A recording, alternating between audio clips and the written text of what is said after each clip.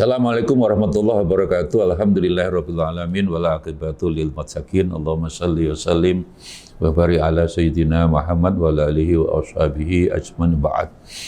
Saudara-saudara pemirsa Arek TV rahimakumullah. Yang pertama, monggo kita berdoa mudah-mudahan selalu sehat walafiat. Amin Allahumma amin.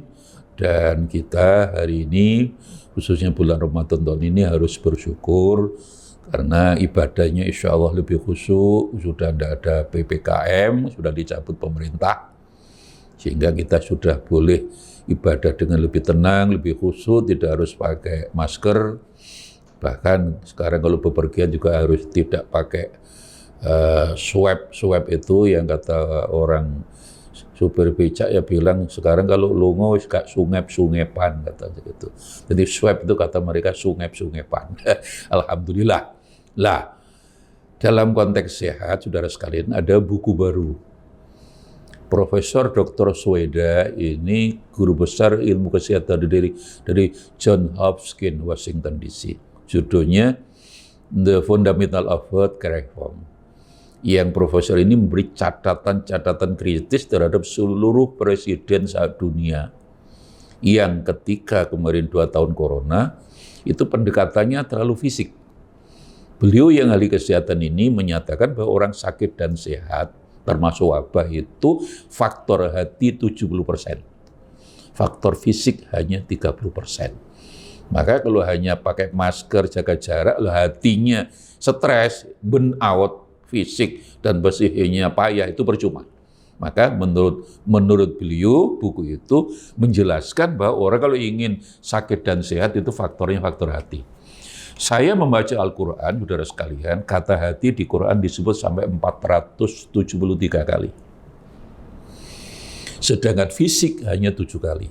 Angka itu meaningful, penuh makna. Ya, makanya nyanyian Indonesia, lagu Indonesia itu sudah betul, bangunlah jiwanya, bangunlah raganya. Jiwa ini yang lebih penting daripada hati. Lah, dalam konteks ini, maka bersyukurlah kita. Lah, syukur yang paling bagus adalah sholat. Inna a'tainakal kautsar, fasholli lirabbika wanhar. Ini surat yang paling kita sukai. Kita ini sholat 10 tahun, 20 tahun, kalau sendirian setelah Fatihah, mesti kul huwallahu ahad. Kalau tidak kul huwallahu ahad, lebih pendek lagi, inna a'tainakal kautsar, tidak pernah ada perubahan-perubahan. Kalau jadi imam aja dipanjang-panjangkan. Ya. Lah, maka syukur yang paling bagus adalah sholat. Tapi juga wanhar. Wanhar itu secara harfiah artinya menyembelih. Tapi makna hakikinya adalah hubungan sesama manusia baik. Maka hablum minallah, hablum minannas ini harus kita buktikan secara seimbang. Contohnya, saudara sekalian, Nabi sholat. Ada seorang ibu gendong bayi, bayinya adalah nangis, maka Nabi sholatnya dipercepat. Maka sholat hablum minallah, ngurus bayi hablum minannas, maka hablum minallah itu bisa dikalahkan dengan hablum minannas. Dibalik tidak bisa. Orang tidak mampu berpuasa, boleh bayar fidyah, diberikan fakir miskin. Hablum minallah bisa diganti hablum minannas. Dibalik tidak bisa. Maka dengan demikian kesyukuran kita harus imbang. Sholatnya juga harus baik, tapi komitmen, empati, rasa welas asih kita kepada sesama harus kita tingkatkan. Nah, itulah hubungannya dengan hadis Nabi dalam bulan puasa, bahwa syahrul Ramadan, bulan Ramadan ini, dawuh Nabi, awaluhu rahmah, wa awsatuhu maghfirah, wa akhiruhu itkun minan nar. Kalau kita terjemahkan, bulan Ramadan itu di permulaannya adalah rahmah, di pertengahannya adalah maghfirah, pengampunan, dan di ujungnya adalah itkun minan nar, bebas dari neraka. Kemudian yang kita dengar di masjid, di mushola, di langgar-langgar, ustadznya kemudian pidato, saudara-saudara, dari hadis ini bisa kita pahami bahwa bulan Ramadan ini 10 hari pertama kita dapat rahmah. 10 hari kedua kita dapat maghfirah, pengampunan. Dan 10 hari terakhir kita bebas dari neraka. Terjemahan seperti itu dengan catatan kalau bulan Ramadannya 30 hari. Kalau 29 hari, Maka penjelasan 10 hari terakhir kita dari bebas dari neraka itu dengan catatan, sekali lagi dengan catatan, yen posone 30 dino. Lek 29 dino penjelasan seperti itu tidak cocok. Maka ustadz-ustadz itu harus berpikir ulang. Kan umumnya pokoknya saudara-saudara hadis ini menjelaskan betapa pentingnya bulan Ramadan. Pokoknya 10 hari pertama kita dapat rahmah. 10 hari kedua kita dapat maghfirah dan 10 hari terakhir kita bebas dari neraka. Maka penjelasan seperti itu kurang tuntas. Kurang komprehensif. Ini yang pertama catatan saya. Yang kedua, hadis itu, saudara sekalian, memang kalimat berita, tapi sebenarnya kalimat perintah. Jadi kalau Nabi dawuh bahwa bolehlah kita katakan 10 hari pertama kita sudah akan mendapat rahmah, itu dengan catatan kalau 10 hari pertama itu sikap mental kita sudah berubah, yang sebelumnya kurang rahmah, kurang sayang kepada yang lain, kita setelah puasa lebih sayang pada yang lain, terutama yang membutuhkan, fakir miskin, anak-anak yatim. Tapi kan bisa saja puasa sudah 10 hari tapi tidak ada perubahan apa-apa. Behaviornya tidak terjadi change of behavior. Tidak berubah apa-apa, ya tetap tidak welas empati pada yang lain, bahkan karena ingin dapat uang banyak bulan Ramadan malah sering menyusahkan orang lain. Lah, walaupun sudah puasa 10 hari, itu rahmat Allah tidak akan turun. Tidak mungkin turun pada mereka karena mereka dengan puasa 10 hari tidak merubah sikap mentalnya yang lebih empati kepada yang lain. Ya, kecuali lah kalau memang ada seorang laki-laki, istrinya namanya Siti Rahmah, yang tidak tahu lah. Nah, kalau namanya Siti Rahmah, ya puasa ada puasa, dapat Siti Rahmah. Maka ini sekali lagi yang harus kita pahami bahwa itu kalimat berita, tapi hakikatnya perintah. Orang yang sudah berpuasa 10 hari itu harus sikap mentalnya harus berubah, lebih sayang pada yang lain. Lah, bicara rahmah, itu berarti ada hubungannya dengan rahmatan lil alamin. Bahwa Islam itu rahmatan lil alamin, seperti dawuh Nabi, dawuh Quran ini, wa ma arsalnaka illa rahmatan lil alamin. Muhammad, aku tidak mengutus kamu kecuali untuk membawa rahmat seluruh alam. Ya, lil alam itu seluruh makhluk. Lah, kita menjadi cukup prihatin karena selama ini ada sebagian umat Islam, bahkan tokoh, ya, yang dirahmati hanya sesama muslim. Tidak. Kalau ayatul lil muslimin, yang dirahmati orang Islam tok. Kalau linnas hanya manusia. Tetapi kalau lil alamin itu makhluk apapun harus dirahmati. Inilah ada hubungannya dengan awwalur rahmah tadi. Ada hubungannya dengan ayat Quran rahmatan lil alamin.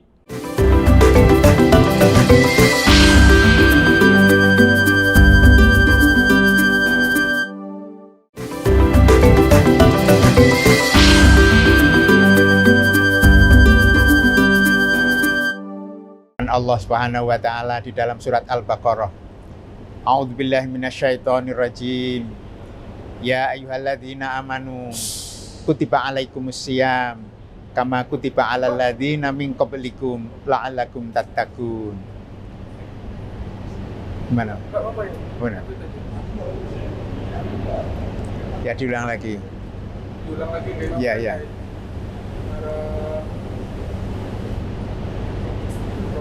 Kitab tafsir, saudara sekalian, bahwa rahmat yang paling besar itu adalah akhara adza qaumihi. Jadi rahmat yang paling besar oleh Allah itu hanya diberikan pada Nabi Muhammad dan umatnya. Artinya apa? Artinya umat Muhammad ini, kita ini kalau salah dosa tidak langsung dihukum, ditunggu taubat atau tidak. Dan itu hanya diberikan pada Nabi Muhammad dan kita. Bersyukurlah kita menjadi umatnya Nabi Muhammad SAW. Sebab umat terdahulu itu tidak ada kesempatan taubat, saudara. Contoh Nabi Musa. Nabi Musa itu awalnya perintah ibadah 1 minggu hari Jumat. Tapi umatnya agak bedik, nakal, minta pindah hari Sabtu.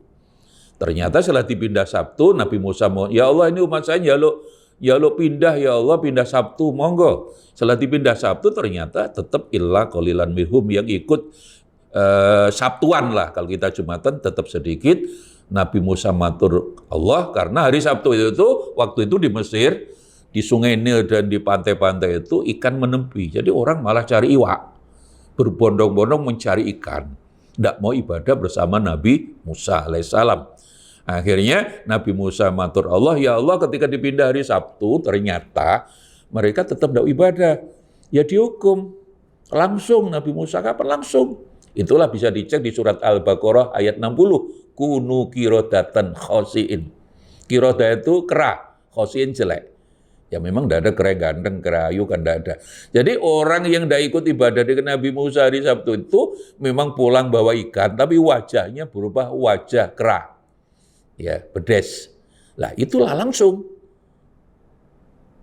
Umat Nabi Muhammad kan tidak, sekarang hari Jumat orang tidak Jumatan semua kan tetap jadi manusia. Allah nunggu tidak Jumatan kan hari ini. Ditunggu minggu depan Jumatan enggak. Sampai di akhir hayatnya, ibadahnya dibanding dengan jeleknya, banyak yang mana akhirnya. Jadi Allah memberi kesempatan kita bertaubat. Umat terdahulu tidak. Jadi di dalam surat Al-Maidah 65 dipertegas lagi, Al-Qiradata wal Khanazira. Jadi orang-orang yang tidak ibadah hari Sabtu dengan Nabi Musa itu pulang, itu yang menjadi kera itu yang muda-muda syubanuhum. Lah yang tua-tua jadi babi. Khanazir itu jamak dari khinzir. Jadi babi. Yang berubah hanya wajahnya. Badannya tetap. Ya, jadi saudara bisa bayangkan. Jadi mgowo iwak mulih tapi wajahnya wajah babi. Istrinya kan lari itu, anaknya bisa lari itu ya. Jadi langsung. Itulah rahmat yang paling besar. Rahmat itu dari Allah. Dan itu ada di dalam bulan Ramadan. Dan rahmat itu hubungannya dengan rahmah yang paling besar yang hanya diberikan pada umat Nabi Muhammad SAW. Contoh Nabi Musa lagi yang populer ya. Nabi Musa menerima Taurat itu di Gunung Tursina 40 hari 4 malam. Sebelum pergi ke Tursina, sudah pesan pada adiknya Nabi Harun, saya tinggal nerima kitab Taurat, yang disembah harus tetap Allah, tidak boleh nyembah selain Allah.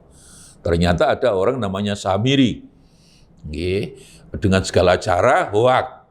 Katanya dialah yang dipesan Nabi Musa, bukan Harun. Ketika selama tidak ada Nabi Musa, yang disembah tidak boleh Allah, yang disembah adalah patung sapi, walaupun patung sapi itu dari emas. Nabi Musa turun bawa Taurat, mendapati sebagian umatnya nyembah patung sapi, matur, ya Allah umat saya kok maksiat, kok durhaka, ternyata nyembah patung sapi. Allah dawuh turun, faktulu anfusakum, harus dibunuh. Makanya di surat Al-Baqarah, surat Hud, surat Qasas itu banyak kalimat faktulu itu dibunuh. Jadi harus dibunuh. Jadi orang yang selama 40 hari tidak nyembah Allah, nyembah patung sapi, itu harus dibunuh. Nah, kalau kita jadi umatnya Nabi Musa, kita dibunuh lebih dulu karena kita ini kan nyembah HP sekarang. Kita ini kan HP, kita ini kalau orang kadang orang jahiliyah nyembah berhala. Iya, mereka goblok. Sekarang kita cerdas tapi nyembah. Yang kita sembah kan HP. Sama aja. Kita juga harus dibunuh kalau menjadi umatnya Nabi Musa alaihissalam. Nah, saudara sekalian, inilah sebenarnya yang harus kita pahami. Ya, bersyukurlah menjadi umat Nabi Muhammad SAW yang dijelaskan di dalam Al-Quran adalah makhluk yang paling disayang Allah.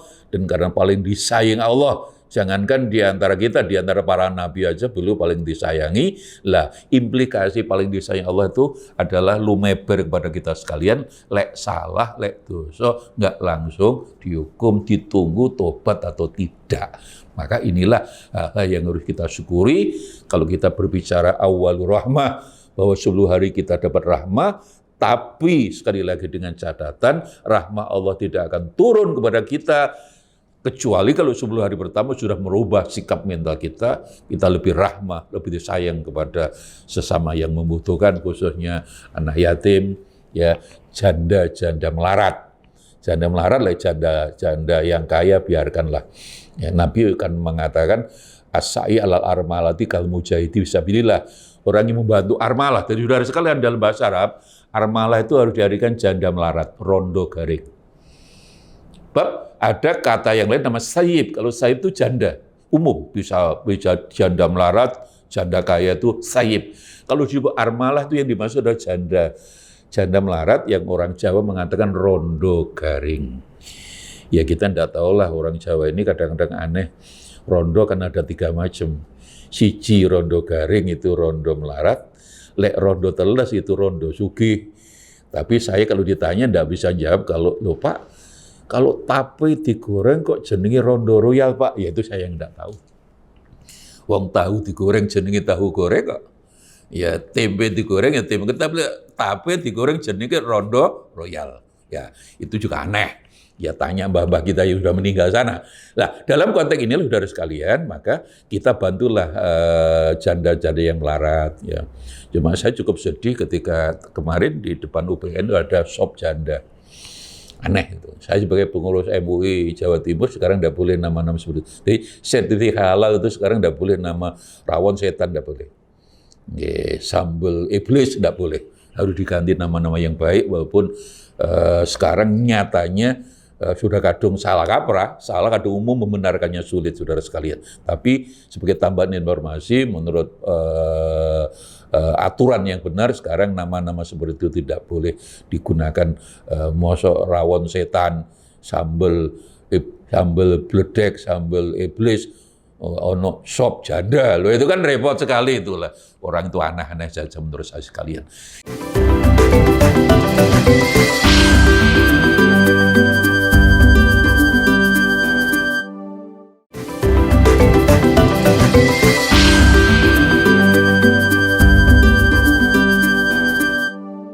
Ya, saudara sekalian, kita teruskan hadis Nabi tadi, wa ausaduhu maghfirah. Yang kalau kita terjemahkan bahwa bulan Ramadan pertengahannya adalah pengampunan Allah. Tapi sekali lagi itu kalimat berita yang maksudnya imperatif, perintah. Artinya kalau kita menjelaskan bahwa 20 hari bulan Ramadan itu kita dapat maghfirah dengan catatan kalau setelah orang itu 20 hari berpuasa, hatinya sudah semakin mudah mengampuni kesalahan orang lain. Dan ini lebih sulit daripada rahmah, sayang. Menyayangi lebih mudah daripada memaafkan. Lihat aja orang itu kesana sayang, kesini sayang kan biasa. Makanya banyak laki-laki kalau ditanya istrinya berapa, 1, ternyata 1A, 1B, 1C. Itu kan artinya bahwa sayang itu lebih mudah. Lah ini lebih berat lagi, maghfirah. Jadi puasa kalau sudah 20 hari, itu artinya harus lebih meningkat, hatinya lebih peka, bahwa dia harus mudah memaafkan. Orang lain menyalai, mendolimi dia, tidak apa-apa. Seperti Rasulullah, ada 5 kata yang selalu dialamatkan Nabi, beliau ini dianggap penyair yang tidak ada melantur ngomongnya, Nabi tidak marah. Sahirun, Nabi itu dianggap tukang sihir. Kahinun dukun. Ya, majnun, Nabi itu dianggap orang yang gila dan kezab, pembohong. Nabi tidak pernah marah. Karena apa, saudara sekalian? Kalau kita didolimi orang lain dan kita sabar, itu malaikat mengelilingi kita. Sedangkan kalau kita marah, itu malaikat pergi, yang datang adalah setan. Nah, itulah maka kesabaran itu pahalanya sangat besar bagi kita sekalian. Lah, maghfirah ada hubungannya dengan kesabaran. Lah bulan Ramadan kalau sudah masuk 11, 12, pakai 20 hari, maksud Nabi orang harus makin, tidak mungkin, tidak. Jadi orang itu saudara sekalian, ini realitas ya. Kita baik sebaik apapun orang benci sama kita masih ada. Sebaliknya orang sejelek apapun yang senang sama orang itu juga masih ada. Maka peluang-peluang hidup ini mungkin orang lain mendolimi kita, yaitulah kita mesti maafkan. Ya, makanya orang selalu mengatakan ihsan. Ihsan itu selalu disampaikan kepada kita bahwa ibadah ihsan itu adalah kita kalau ibadah harus yakin bisa melihat Allah. Kalaupun kita tidak melihat Allah, yakinlah Allah melihat kita. Itu pendekatan spiritual. Tapi sebenarnya Nabi kalau sudah bicara ihsan, beliau pernah dawuh antuh sina ila man asa ilaika. Ihsan adalah kamu berbuat baik kepada orang yang mendolimi kamu. Nah inilah hakikat orang sudah puasa, tidak mudah stres kalau dimarahi orang. Inilah pentingnya puasa, hatinya sudah menjadi baik, dan insya Allah orang seperti tidak stres. Dari sekalian stres itu munggah titik sutris. Sutris itu bunuh diri. Dan WHO sekarang data terakhir kita terima bahwa di dunia ini orang bunuh diri itu tidak sampai 1 menit. Jadi setiap 30 detik ada orang, 31 detik ada orang bunuh diri. Itu karena apa? Hatinya tidak gampang memaafkan orang lain. Padahal orang lain sekarang hidup dengan kompetisi seperti ini kan memungkinkan orang untuk berbuat yang sak gelemi dhewe toh kepada kita sekalian. Lah inilah puasa 20 hari harus merubah sikap mental kita, mudah memaafkan orang lain. Lah yang terakhir, itkun minan nar, yang sekali lagi boleh kita jelaskan bahwa di ujung bulan Ramadan 10 hari kita bebas dari neraka dengan catatan untuk memang puasanya 30 hari. Tapi kalau puasanya hanya 29 hari itu harus dijelaskan. Seperti tahun ini diperkirakan awal puasa kita sama, saudara sekalian. Tapi di akhir dengan hari raya nanti diduga kuat akan terjadi perbedaan. Teman-teman Muhammadiyah karena dia tidak pakai ru'yah, dia hanya pakai kalender, dia hampir yakin hanya 29 hari memutuskan tanggal 22. Tapi Profesor Thomas Jamaluddin yang juga ahli hisab, tapi juga harus melihat di lapangan, diduga kuat tidak akan kelihatan kalau di ru'yah. Itu nanti diduga kuat, ya tahun ini akan ada perbedaan hari raya. Ada yang 29, ada yang 30. Ya biasalah, mudah-mudahan tidak merubah ukhuwah kita lah. Ya beda pendapat itu kan biasa-biasa saja. Menurut saya yang paling bahaya adalah beda pendapatan. Itu yang lebih bahaya. Ya, itu urusan politik, ayat kursi itu yang biasa gegeran seperti tahun ini. Lihat aja, pilpres masih lama orang sudah gegeran tidak karu-karuan. Itu politik, ayat kursi, oleh kursi lali ayate. Ya, atau orang bilang politik itu berjuang, urusannya beras, baju dan uang. Jadi saudara sekalian, maka kembali pada itkun minan nar ini, yang dimaksud Nabi, sekali lagi itu kalimat perintah. Orang kalau sudah puasa 1 bulan, apakah nanti ikut yang 29 atau 30? Walaupun sebenarnya bagi orang yang pernah belajar hukum Islam, kita fair aja lah, beda pendapat tetap boleh. Tapi kalau kita bicara pada hukum Islam, urusan publik orang banyak itu kalau sudah pemerintah ngambil keputusan itu harus ikut pemerintah. Saya harus bicara aturan hukum Islam, kaidah fikih. Idza hakamal qadhi intahal khilaf. Jadi perbedaan apapun, mungkin ada niat dilafalkan tidak, monggo. Ya menyentuh Al-Quran, ndak wudu itu biasa. Tapi kalau urusan publik, menyangkut kebersamaan orang banyak, kesatuan orang Islam, kemudian pemerintah ngambil keputusan, maka sebenarnya kembali pada kaidah hukum Islam harus ikut pemerintah, karena Qur'annya juga jelas, atiullah wa atir rasul wa ulil amri. Taatlah kepada Allah, kepada Rasul, dan kepada pemerintah. Tapi itulah, maka karena orang literasinya dia sama, ya sudah, tetap harus kita jelaskan. Kok tetap beda? Iya, kita harus berpendapat bahwa beda pendapat tidak apa-apa, yang bahaya adalah beda pendapatan. Gitu aja lah, nggak usah repot-repot. Ya gitu saja kok repot ya.